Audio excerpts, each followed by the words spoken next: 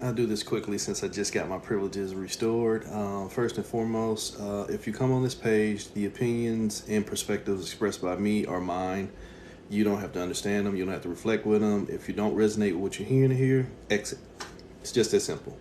For you bigots and everybody else who like to report others, get a life. So, as I put in the caption, after the pain, and I also put variations of it. After the pain, as in a window pane. My perspective and my experience is this is nothing but you reflecting on your choices. If you know anything about a mirror, what holds the mirror in place is the pane that goes around it. So it's not so much your choices, it's what you keep holding on to. So the first thing we'll address is what you keep holding on to. The second thing we'll address is the pain. What you keep holding on to is the pain. You keep holding on to the reflections of the things that you've went through instead of taking accountability and responsibility for why you went through altogether. Then after that, we'll get into the rain. The rain is the waters, what keeps coming down upon you. And then the last one is the reign, as in R-E-I-G-N. R-E-I-G-N, as in what's dominating you. Think about it. Kings have a reign and a rule. Queens too. So first and foremost, to cleanse the space, because I already know somebody gonna come in here with their bullshit. Oh, well, thank you. So are you. I'm a reflection. I'll cleanse the space with some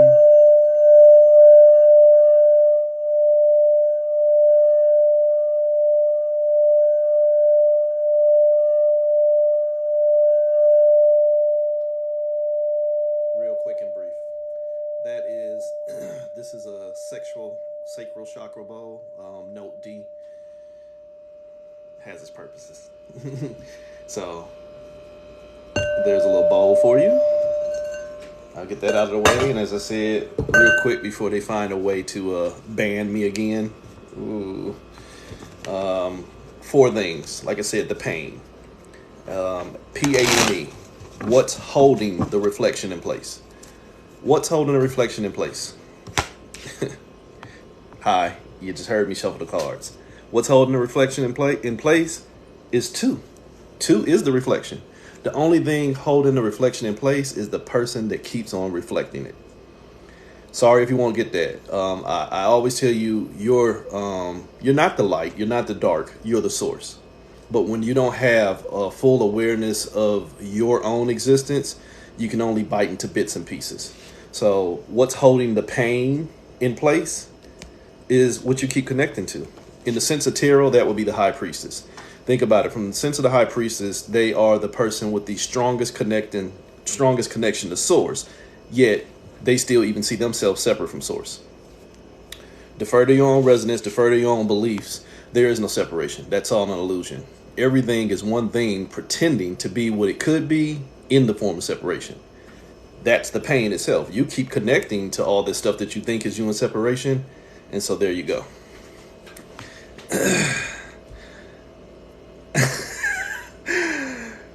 Stop it.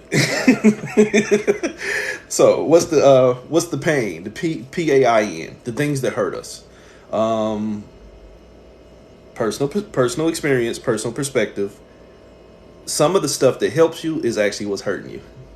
Some of the stuff that's helping you is actually what's hurting you, especially if it becomes the form of an addiction. I can attest to that. A recovering sex addict. So, not so much. But you get what I'm saying? If you have an addiction to something and you have too much of it, what you hear me call indulgence, that could be a bad thing. That can bring you pain because you start to make reckless choices. Let's just do that. So in this sense, the pain is what you are holding on to that seems to bring about damage. And to me, that word where I'll say damage is really just experience. Don't struggle. Find a way to release. Don't struggle. Find a way to release. And in the sense you're saying that you're going to release what you're struggling from, find out what keep coming back. But be mindful where it's you that keep on holding on to what you think has to be there. And that goes real deep. If you are in struggle and you let go of everything and then some stuff just keep coming back, okay, I need to do some more work. But if nothing keeps coming back, but then I panic and I go back and get it, holy shit, it's me. A lot of people do that. Wholeness to you all. So the pain of what is actually damaging us out of here is really just the experience. You're welcome. The experience, in really subscription, we'll do that. I was telling my baby this earlier, and it's why I got banned, challenging people's beliefs. One of the most dangerous things in this realm before I pull this card is belief. Belief requires investment and energy, even when there is no tangible result or tangible plausibility for what you're investing in. It's something that I want or something that I must have based off of a need. Basically, it's fear and manifestation. Belief is fear and manifestation if you did enough work on it. So this pain is based off of the fact that I think that I need to connect to something, and holy shit, it keeps holding me together. It keeps holding me together because I keep on trying to overcome it. Remember, the pain, the experience that I keep trying to find a way to make the end game on, I keep coming over to it. This, in my cards, is the king of earth. At the beginning, I told you a king has a reign. A king is a ruler. If I keep ruling over what you believe in, you'll keep coming. Case in point, government, relationships. A lot of y'all ascribe to the damages of Mercury retrograde. A lot of that, like you'll hear people say during Mercury retro, all of your ex-lovers keep popping back up.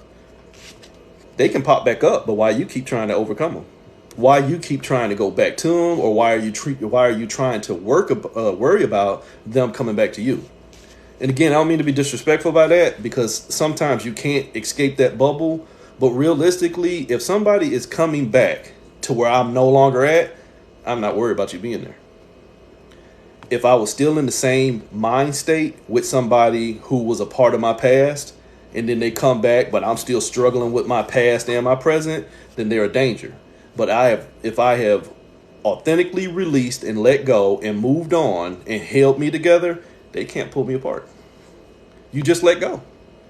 I know a lot of y'all are new to me, but I've been saying the same shit for years. You just let go. The danger with a struggle mind and a scarcity consciousness, which is what this planet is ran by, is that it can't be that easy. People tell me that all the day. It can't be that easy. Why? Because if it was, everybody would do it, which is why nobody would do it. It can't be that easy that we don't have to keep paying bills, that we don't have to keep going to work and blah, blah, blah, blah, blah. But what do? Keep finding excuses for why we have to do it. So in other words, what we keep connecting to is the shit we keep overcoming. The shit we keep coming over to. Why? Because we don't have enough, here's the dirty word again, we don't have enough belief in ourselves to just do it on our own. So we always need to hire in something or somebody else, even in the sense of an antagonist. Because we can't be good on our own, we need to find somebody else to be bad. Which leads us to the third one, the rain, the waters. The title of this was After the Rain. That's what it was initially going to be. After the rain, think about it. Down here in the South, we just went through a hurricane. That's a damaging ass storm. But that damaging ass storm tends to stir up the winds, and it will shake the foundations. Hell, here in South Carolina, we had a couple of local tornadoes and stuff. If you ain't never been to a tornado, I hope you don't ever go through one. So think about it in that sense. That storm shook up everything else, and it was winding up everything else that we won't let go of. So in the sense of these rains, it was showing us everything we created that we keep on using as forces of destruction, but we don't take accountability. So not to make them all say the same, because really one thing is all things, we're going to turn this word rain into accountability. If you're not responsible for what you're creating, it already has a possibility and probability for being the cause of your destruction. Think about it. I'm sorry you hear me say this all the time, but we really need to wake up. Think about it. Government, you're going to go vote for a bunch of people who are detached, could never understand your plight, and this ain't just racial. We're going to go vote for a bunch of people who, no, you are going to go do that, not me. You're going to go vote for some pedophiles. You're going to vote for some people with no sense of morality, no sense of society, and no patriotism for some of y'all who like to go on that level. But then you're going to get mad when they're going to do everything that you already knew they were going to do. You already knew that they were not what you needed, but because you didn't see enough within yourself to stop coming back over to the same shit you keep connecting to, the ideology that you need somebody to rule over you, you only created a ruler. You only created something else to verify that struggle that you keep on investing in. You keep not taking accountability for your own destiny, so you keep manifesting somebody else's. Oops. Fear. Remember what I told you? Belief really is fear. Your belief that you need somebody else to do what you won't do for yourself. The only thing you embraced is the thought that moved you. 3 is the thoughts, but 3 is also creation itself. 5 is manipulation. 5 is manifestation. 5 is movement. Those thoughts of me not being enough made me move. And holy shit, what did I do? Came back over. Came back over to what? What I connected to. What did I connect to? Them sharks in the water. Them sharks in the water. But because I'm not great enough for myself, them sharks might be safe. Oops. So this was the rain. You keep on embracing that fear because you won't take accountability for facing the fear. Work with me on this one. Facing the fear does not mean going through the fear. Facing the fear is having awareness of the fear and coming into enough common sense to understand that fear doesn't have to be an experience. Did you follow what I said? And I've given this example probably every time you see me on live. If I have a fear of something, the awareness of what that fear is can stop me from having the experience. I don't have to go through something just to get the experience, because now you're stuck like Chuck.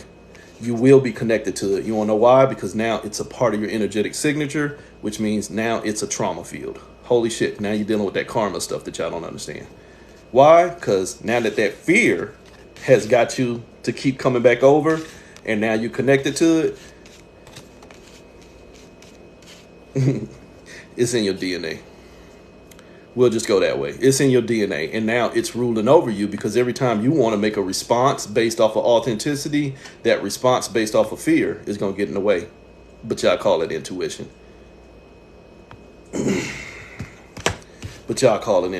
Really, it's just experience. Remember I told you the only thing you embracing was that thought, and that thought made you move. Guess what you're going to keep on seeing?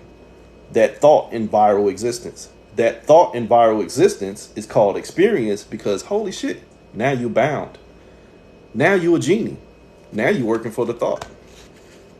So after the storm, if you keep connecting to what you keep coming over to, but what you keep coming over to only keeps showing you fear, the only thing you'll keep on gaining is fear.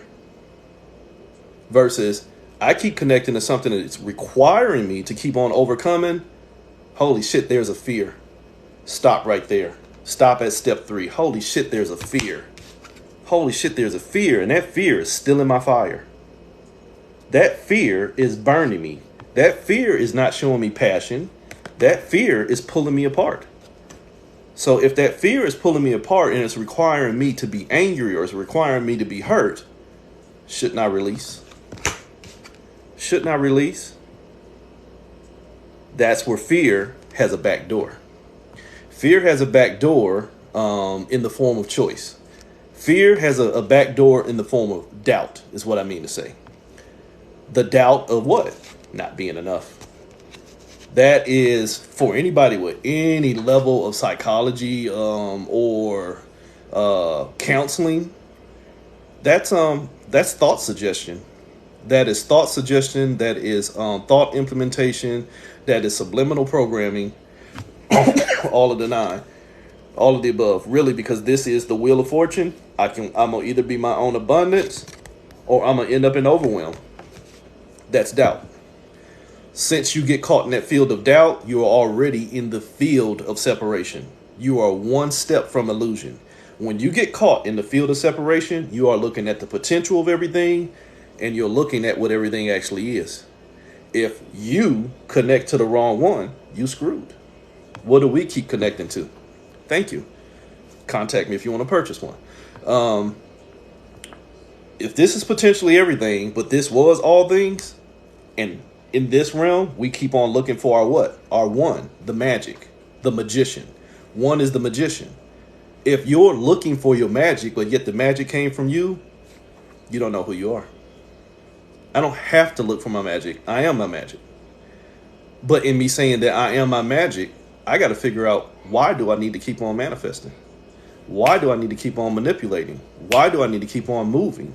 Why do I have to find stillness? What is out here greater than me that is making me move? For me personally, in this realm, it's your thoughts. Your thoughts to keep on presenting a choice because you won't choose you. It's going to become that experience. It's going to become what's reigning over you. If you won't, the magician just joined. Ooh, the AI.